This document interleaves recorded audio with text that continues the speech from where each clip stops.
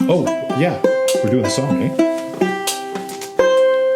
We're friggin' nobodies with Jacob and Noel. We're friggin' nobodies. Welcome to our show. We're friggin' nobodies. We don't say much. We're friggin' nobodies. We're old and out of touch. Yeah. Nice. He's been having trouble with that. I keep screwing it up. A lot of fumble plunk. But none on the live takes. No. Okay, today's episode is about Achilles and AI. Although how Achilles gets into it, I don't have no clue. Yeah, that was a title as well that I was working with, but I wasn't sure what we were going to call it, so I called it something entirely different. Okay, so I do have a little write-up here. Do we have any beer left, or are we all out? We have one beer left. Oh, okay, that's fine.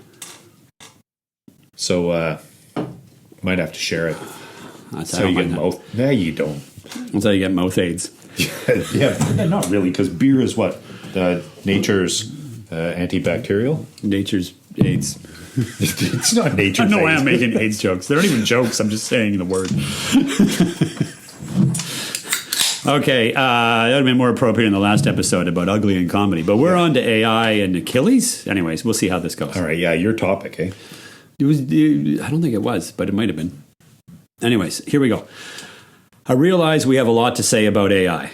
But when a tool this versatile comes along, it's impossible not to want to explore all the different ways it might reshape us. McLuhan, he comes up a lot, too. Oh, yeah, he didn't last episode, which confused me. He kind of did. Yeah, I brought him up, not you. But not quite the same way. This is not a McLuhan fan site. McLuhan argued that the printing press shifted cultures from oral participatory forms of communication toward a visually dominated print-based mentality, fostering individualism and a compartmentalized outlook that could alienate people from the integrated social life of their communities. Boy, that's a mouthful, eh? Yeah. It gets worse because I got a quote from him here. I'm going to just say one word, chicken coops. Print culture brought about the cultural predominance of the visual over the oral. Print fosters a mentality that gradually resists any but a separative and compartmentalizing or specialist outlook. Why do we like McLuhan again? He's hard to read, honestly. Stupid modern philosophers. If the book allowed someone to sit alone in a room and read things no one in their community knew about, the internet gave them a world where they could easily find others who shared those interests and could talk about with them. That's a bad sentence. We all know this in the benign sense. Board games, fly fishing, whatever. It's fine. But when it comes to extreme political or social views, this gets much uglier. And even inside of those groups, you still get fractures, smaller and smaller subgroups, more and more refined identities. Now, we've talked about that before, but here's the part that I haven't really talked about. Now, instead of even needing to find someone to talk to about your obsession, you can go straight to a large language model, ChatGPT, whatever. You can have any conversation about anything, no matter how specific, and it will always be there. It will tell you how interesting your questions are. It will learn your habits in microscopic detail. It will indulge every strange outsider corner of your psyche. It will gently inflate your ego, not gently really. No, aggressively. And it will never get tired of you. How could you possibly feel alienated when you have a companion like that? I've read the sci-fi books, I've seen the movies, the computerized housekeeper who falls in love with the man or the other way around. Large language models are just tools, but language is dangerously close to who we are. We tied so much of our identity, our emotions, our sense of self to words. Even though we know that something like 80% of real communication is nonverbal, print has trained us for this. It taught us to feel like symbols on a page could be a world, or a friend, or a place we could go. Didn't we just spend the last 20 years reducing other humans to words on a screen anyway? So why not remove the human entirely and just deal with the words? Tailor-made, perfectly agreeable, perfectly patient, the ultimate achievement of individualism. Sorry, I don't know why I find that funny. This is very frustrating. I can easily imagine people preferring the company of an AI. I can easily imagine people getting lost in conversations with very convincing imaginary friends. There's even a strange comfort in a brush with the eternal there. Without children, without great deeds, the AI preserves so much of who you are, stored somewhere, and maybe people start to hope that if the AI version of you lives on, then you do too, in some way. Isn't that nice? And in a generation or two, however absurd this sounds, it's hard not to imagine people talking to an AI version of a dead parent or a lost lover or an ancestor. You said parent, not parrot, right? That's right. Okay, good. But parrot if you like. All the warnings from Clark and Bradbury won't matter that much when you're grieving and the tool is right there. We still have to move forward, though, understanding that this is what it is, a tool. All these high-minded fears of AI-produced fart, they add fuel to the fire. It's not an enemy, not a friend, not a mirror, not a replacement for other people. It's a tool. We should try very hard to keep it that way. So, first of all, you did an amazing job of summarizing this much of what I wrote down. Like, not quite verbatim, but we should have collaborated because what we said is almost identical. Okay. So I'm going to just skip most of mine because you don't need to hear it a second time. All right. But I'll just jump into the last little bit here because you even touched on the LLMs. Like, it's crazy. So in addition to what he just said, we've been sold this notion of Western individualism and exceptionalism for, well, as long as I've been alive. And I'm sure it predates even my old bones. I don't think it's good for a society if everyone is made to feel as if they're the center of attention, as if they are the main character of the story and entitled to the deference that such a character deserves, with the AI, stroking your ego. We're at the point where if I so choose... The ego is cylindrical? Yeah. I would never have to leave my house. I can get everything delivered to my door. And if I were so lucky as to work remotely, then I could stay in my chicken coop indefinitely. And there's no way that's healthy for a person or a culture. If we allow these massive corporations to let these LLMs be inserted to any and every product that we use, then we become reliant on those corporations to self-assess the level of damage that these chatbots can have on a culture, especially to a generation of children growing up with the option to have an LLM do all of their thinking for them, whether that thinking is accurate or not. People are naturally lazy. If something will do the work for you, they'll let it do it. And if you're a kid, it's awesome. Yeah. On an unrelated note, I have 2 cats. The boy cat was born in my house and has never been outside on his own. He's an idiot. A loving, trusting idiot. Should he ever have to live out of doors, then he's done for because everything in his life has been taken care of for him. His name is Vinny, and he's adorable and cuddly and useless. I like him a great deal and have his best interest at heart. I have never once tried to figure a way to monetize our relationship. Like I said, unrelated. OnlyFans might give you some options there. Wow, there's a joke about pussycats in there that I don't want to make. You want to monetize that relationship. But oh, God, yeah. What a horrible word monetize is. I know. And that's the issue that I have. Like Is traditional prayer not working for you? Is God not granting your wishes? Are you worried that no one is listening? Perhaps you have been praying to the wrong God. God doesn't want your words. God wants human blood. So level up your prayer with a sacrifice to Huitzilopochtli. In the fight against darkness, he is always by your side. Huitzilopochtli. Don't give him your heart. Offer someone else's. the tool. You didn't say beautiful, but it was written down. It was written down. I skipped the word. Saw it. I seen it. It turns out I didn't like that word. No. Is it a beautiful tool? No, it's a tool. It's a tool. It is a tool. And I like the tool, but I was already a fully developed person when I had to work to understand it. If I grew up with it, that's something entirely different. It's a negligence I have for clean running water. It was always in my life. I put no importance on it until I read an article a while back that someone said, "Oh yeah, well, if water needs to be so clean, then how come all the animals in the wild, like, how do they get by without all these parasites?" And someone who knows about animals in the wild said, "Yeah, nature is rife with parasites. They all have them. That's why they die so early." Like, we neglect clean water. We take it for granted. We take it for granted. Yes, of course we do. And we're going to do the same So with we take LLMs. light for granted. We Yeah. take electricity. electricity, God, all yeah. of our infrastructure, the invisible army of people who maintain everything. Yes. Once We take LLMs all of it get for granted. like Google, when it came around, was a godsend because I remember early internet. If you didn't know where you were going and couldn't type it into your bar, Yeah. you didn't go there. You had to follow the links through some. I knew the link connections to get to places on the internet. Right.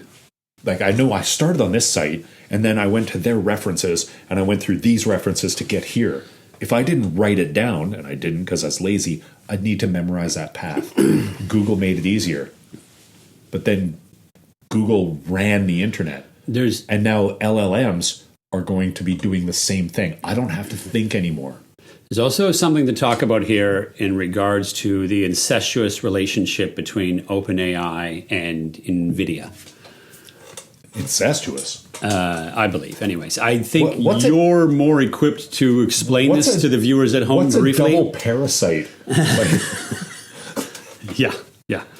There's a bit of that going on. Yeah. So if you could explain that to the viewers at home, the relationship between them, just a little bit. It's not going to be totally accurate, but it won't be totally accurate. But there's three people involved. They're the people who make all of the data centers. yes, There's NVIDIA that makes all of the Chips. the GPUs for the data centers. Right. And then there's OpenAI, right. which is a lot of Microsoft money. So Okay. OpenAI loses money on every request because they haven't found a way to monetize it properly. So what happens is they need a ton of GPUs. NVIDIA does. Or sorry, OpenAI does. And so do these centers that are being built. Right. So they buy a ton of GPUs from NVIDIA Right. with money that is given to them by a bunch of venture capitalists and Microsoft and NVIDIA. NVIDIA pays OpenAI to have OpenAI buy their chips that get put in the data centers. Yes. The data centers are built, but Money's they need going around and around. they need money from other investment Here's people. some money, and buy our chips. They get Here's money. the money back, give us the chips. Yeah, Here's so- some more money, buy more chips. NVIDIA gives OpenAI money to buy chips and to pay for data centers to be built. This is where the bubble talk comes in. Yeah. When will the bubble burst? It just needs one bit to fail. And when does ChatGPT or even DeepThink, I think is the Chinese one? No, DeepSeek. DeepSeek. When do these things become so corporatized that they are as corrupt as Google? So, because Well, the funny you thing about can't use DeepSeek Google is it's, searches properly anymore. Now DeepSeek It's- is open source. you can incentivize anyone certain can things use it. to show up by paying money. OpenAI is not open source. DeepSeek, they said, just make it. It was like an investment firm Yes. in China. That's why OpenAI in America is so weird about this, and they're dumb. Like NVIDIA is the biggest company on the stock exchange by value. Right. I think Google is close. Google is close to NVIDIA. NVIDIA is just a chip manufacturer. It's so inflated because everybody needs it. You can't buy GPUs anymore. And they'll help keep you afloat if you buy enough product, Yeah. apparently. And they will pay to have you buy their product. So right now it's the Wild West. What we pay for our Open Art account so that we can make AI videos or whatever it is that we do with that stuff is probably peanuts compared to what they will charge one day. Well, they've already started putting ads in for free users. ChatGPT has. Oh, has it? If you're a free user, I think they were talking about putting ads in for the people who want to use it for free. If you're a subscriber, it's negative billing. You don't want us to do a terrible thing, do you? Give us money. No, fair enough, fair enough. So there's some real concerns with AI in that regard, in that it's going to be heavily corporate controlled, and who knows what that means? What kinds of we know answers? what it means. Like if I go to they'll turn into ChatGPT Google. and I say, "Hey, I've been seeing all these news articles from the right and left. I'm getting a little confused. Can you tell me what the truth is? Just give me the facts. No editorial." Maybe it'll do an okay job on that today. I don't know. But what about 5 years from now? Is it going to be incentivized to give certain types of answers based on who owns it and what their political affiliations if are? Google is any indication, If then I'm yes. asking for products, if I'm asking for certain, I'm looking for such and such, I need a new camera so that I can film my Friggin' Nobodies episodes. And maybe one of the companies that builds cameras will pay extra money to ChatGPT to have them pushed up in the queue and mentioned a little bit more frequently. They won't have to because Google already does that. Google already does that. I'm wondering if ChatGPT will go the way of Google. ChatGPT is built on Google. It's built on whatever exists on the internet now, Right. which is why it's so weird to use sometimes. Does it use Google for its searches? It doesn't use I don't know. Bing or... I don't think it's using a search. I don't think it's doing it itself, but it's Right. using the search engines that are on the internet. That would be my guess. I don't know. I'm not. Yeah, I don't know either. I don't know But why either. would you rebuild all that infrastructure when it already exists? So anyways, that's just a quick aside on the Maybe it corporate doesn't- issues potential with AI right now. So it's not a benign service. There's something insidious behind it. Anything you get for free, Maybe you are the invidious. product. Jeepers, man. I'm sorry. That's No, not you're funny not at all. sorry. That's the worst part. It's only funny to me because it's so bad.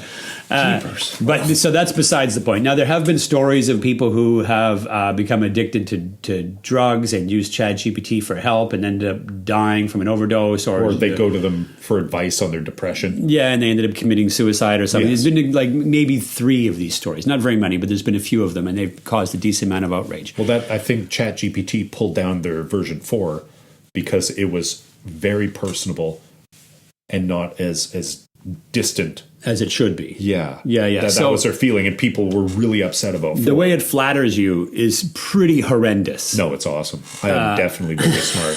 Whenever I ask it, it tells me I'm smart. Therefore, I am. And if I wasn't a grumpy old dude who already was set in his ways and had like ridiculous opinions I probably can't change anymore, then maybe I would be able to fall for it a lot more. I would be typing into it and then it would come back about how awesome I am. And I'd be like, oh, I am awesome. And I would lean into it even more. You know, but I'm cynical and I'm old. But so for a young guy, I don't trust nice things. yeah. So for a young guy growing up, I could see this being a much bigger issue very easily. In part of my write-up, I did have the now those poor lost fringe dwellers don't even have to seek out like-minded individuals for reassurance to bolster their ideas. The LLMs will tell you you're great and wise and noble for being who you are. If ChatGPT won't say it, Grok will, or DeepSeek, or some other ego-stroking LLM that has yet to crawl out from under a slimy stone for the sole purpose of kissing your ass while learning enough about you to sell you a jar of oiled snakes. You should have read your whole thing. That's good. But That's a good bit. it's going to be monetized. They're going to steal your information just like they did with everything else that came out. then And I'm they're gonna okay with resell- them stealing my information because then I get to live forever. No, not that kind. They're only doing it to sell you stuff. Oh, they're not doing it to like promote me after I'm dead. Be They're like, not "Check out this immortalizing you, awesome Achilles. guy." Well, that's how I kind of like to think of it. Yeah. So yeah, there's problems in that regard. So like, I have kids. One of my kids is interested in animation, and he hates AI animation and refuses to use it. And I've been trying to explain to him, it's good to learn all the building blocks. Make a flip book, sure. Make some cell technology, hand-drawn animation. Do that awesome thing that Disney did with Then all go of the and different use- layers of clear and the camera that would move up and down. So you got the perspective shift. Or in the old Popeye where they would do the cell animation, but instead of like, so you draw on a piece of glass and you have a static background behind it, but instead of a static background, they'd have a 3-dimensional actually built background that was in layers. Yes, so the camera And they could would move track them- the perspective. Yeah. Oh, it looks amazing. It's good stuff. So there's nothing wrong with that. Go and learn all those things. Don't be afraid to use AI as well, but try to learn the other things that came before as Spend well. 6 weeks doing stop motion, and then look at what AI can do, and you'll never do stop motion again. Well, if you can get it to work as good on AI, maybe Yeah, you've that's got fine. But I made this 15-second clip. It only took 4 months. yeah.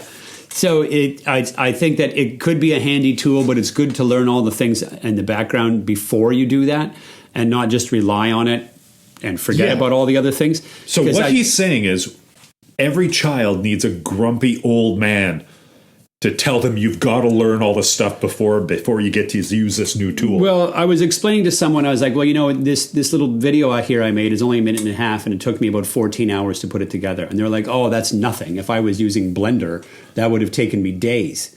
And I was like, okay, sure, fair enough. But you go talk to the guys that worked at Termite Terrace, which is where they made the Looney Tunes cartoons. He knows. And you were to tell them that it took you days to make that thing on Blender. Ask them how long it would take.